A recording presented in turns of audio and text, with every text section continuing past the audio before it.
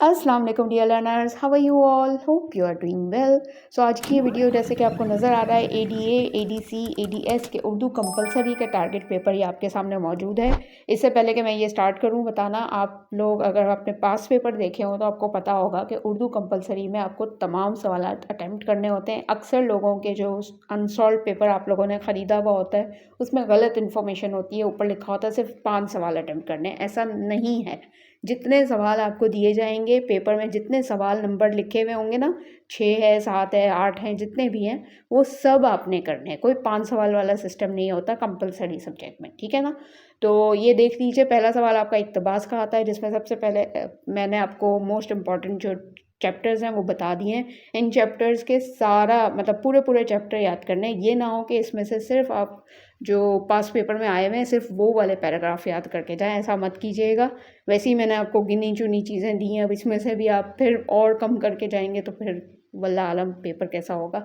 Next आ जाता है खुलासा, वो भी इन्हीं चैप्टर्स का होता है, नसर का खुलासा। इसमें भी आप देख सकते हैं, ये 3 चैप्टर्स मैंने दिए हुए, इन चैप्टर्स का खुलासा आप देख लीजिएगा। और उसके बाद नसर निगारों पर तबसरा आता है, जिसको कहीं पे कहते हैं खुसूसियात, उनकी तर्ज़ तहरीर की खुसूसियात लिखें या उन पर तबसरा करें। इस तरह का जो सवाल आता है वो भी आप ये देख सकते हैं। 3 जो नसर निगार हैं उनका नाम आपके सामने हैं। फिर आ जाते हैं शोरा की तरफ, जो अशार जो लिखते हैं।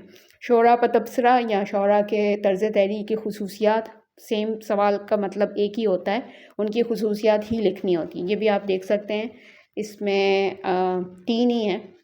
3 शोरा के आपको खुसूसियात याद करनी है जो मोस्ट इम्पॉर्टेंट है।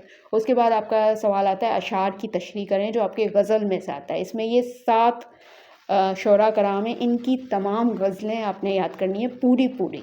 वही बात दोबारा दोहरा दूँ कि आपने रिपीटेड वाले पास पेपर से देख के याद नहीं करना, आपने पूरी पूरी गज़लें जो हैं वो याद करके जाना है।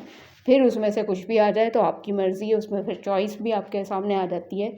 अच्छा, दूसरा इसके बाद आता है बंद की तशरीह। तो बंद की तशरीह में अक्सर चॉइस आती है, या अशार की तशरीह करें या बंद की तशरीह करें। तो मेरा मशवरा ये होगा, आप लोग अशार की तशरीह याद कर लीजिए गज़ल से, तो ज़्यादा बेहतर होगा। फिर आ जाते हैं मरकज़ी ख़याल की तरफ। ये जो नज़म होती हैं उनमें से आपको दिया जाता है। मरकज़ी ख़याल भी लिखा जाता है और कभी कभार खुलासा भी बोला जाता है, बात एक ही होती है, ठीक है। आपने एक्सप्लेन करना है कि उस नज़म में क्या बात हो रही है, उसको आपने अपने वर्ड्स में एक्सप्लेन करना है, ठीक है। अच्छा, अब आप लोग अगर ये सोच रहे हैं कि कौन कौन से सवाल कितने कितने पेजेस का होना चाहिए, कितना बड़ा लिखना है, ये सब मैं ऑलरेडी पिछली वीडियो में, जिसमें उर्दू के पास पेपर्स मैंने दिए हुए थे, वो उर्दू के पास पेपर वाली वीडियो देख लीजिए। उसमें मैंने एक एक चीज़ समझाई है, कौन सा सवाल कितने नंबर का होता है और कितना करना चाहिए। Last but not the least आपका मजमून वाला सवाल आता है। मजमून तो कोई सा भी आ सकता है, मतलब, लेकिन जो ज़्यादा चांसेस हैं वो मैंने आपको टॉपिक दे दिए हैं। अगर आप ये वाले टॉपिक याद करके जाएंगे तो होपफुली इंशाल्लाह इसमें से कुछ ना कुछ लगेगा। और अगर आपको इस टेस्ट पेपर का सॉल्व वर्जन चाहिए, यानी सॉल्व टारगेट पेपर चाहिए, तो वो भी अवेलेबल है। तो उसके लिए मुझे व्हाट्सएप कर दीजिएगा। याद रहे वो पेड वर्जन है, यानी आपको उसके लिए पैसे देने होंगे, तब आपको टारगेट पेपर जो सॉल्व वाला मिलेगा। बाकी ये नॉर्मल वाला तो आपको फ्री में ही मिल रहा होता है, ठीक है।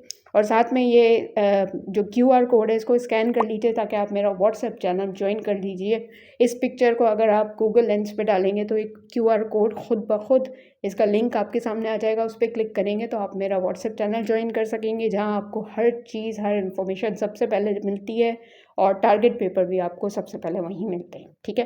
फिर मिलती हूँ किसी नई वीडियो के साथ इंशाल्लाह, और कोशिश करें इसको शेयर करें ज़्यादा से ज़्यादा। होपफुली नेक्स्ट वीडियो में मुलाकात होती है। अल्लाह हाफ़िज़।